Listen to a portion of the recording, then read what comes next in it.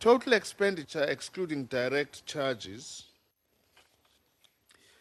increased by 13.4% from 36.8 billion in 2014-15 to 41.7 billion in 2015-16, a spending rate of 99.8%.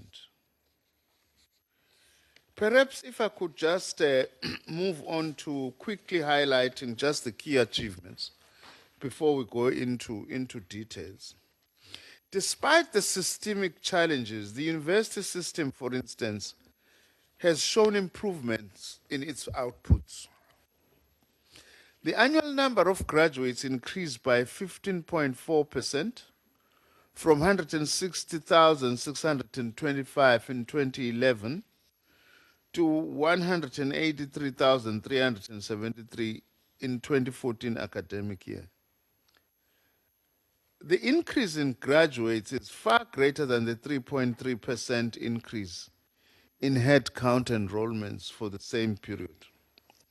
The system has also performed well with regard to producing graduates in most of the scarce skills areas, which shows that our investments into supporting scarce skills is really beginning to pay back.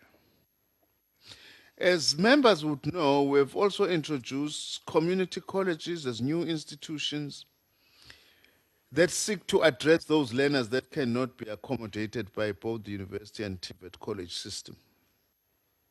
Other significant achievements is that both Solplaatje University and the University of Mpumalanga experienced increases in their intake in 2016, comprising 710 and 1,329 additional students respectively, as compared to their modest intake of 124 students at Solplaatje University and 140 students at University of Mpumalanga in 2014. The country's 9th medical school, located at the University of Limpopo, opened its doors in January this year to its first intake of 60 students.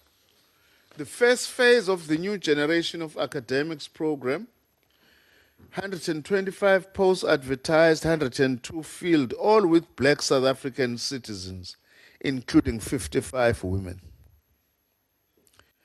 Enrollments in TVET colleges increased from 345,566 in 2010 to 710,535 in 2015.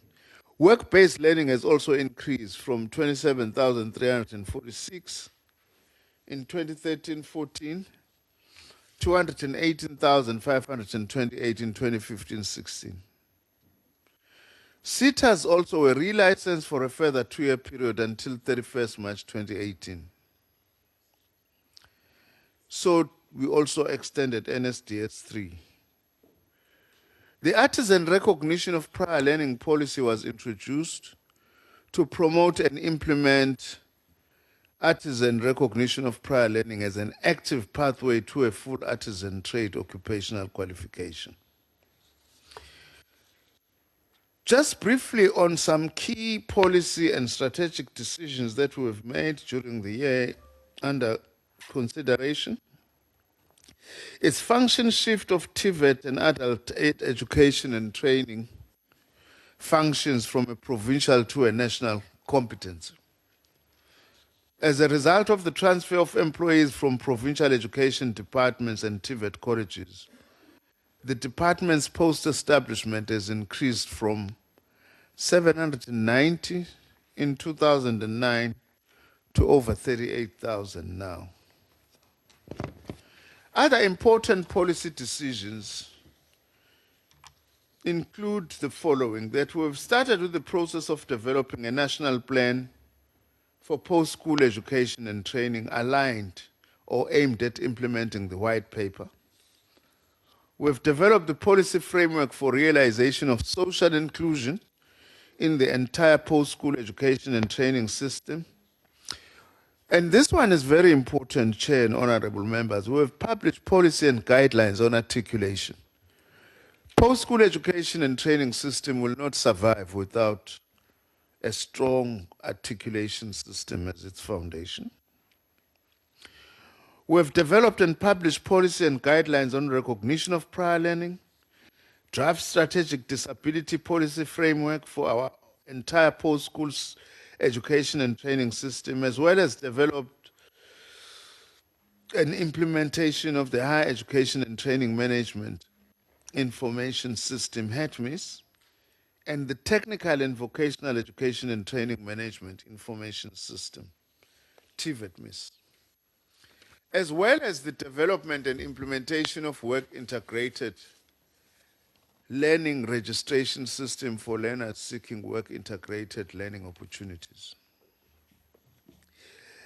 Led by the DG and the senior managers of the department, chairperson, we'll use then this opportunity to give some more detailed report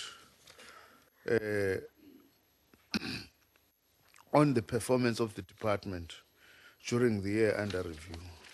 So with your permission, I request to hand over to the DG.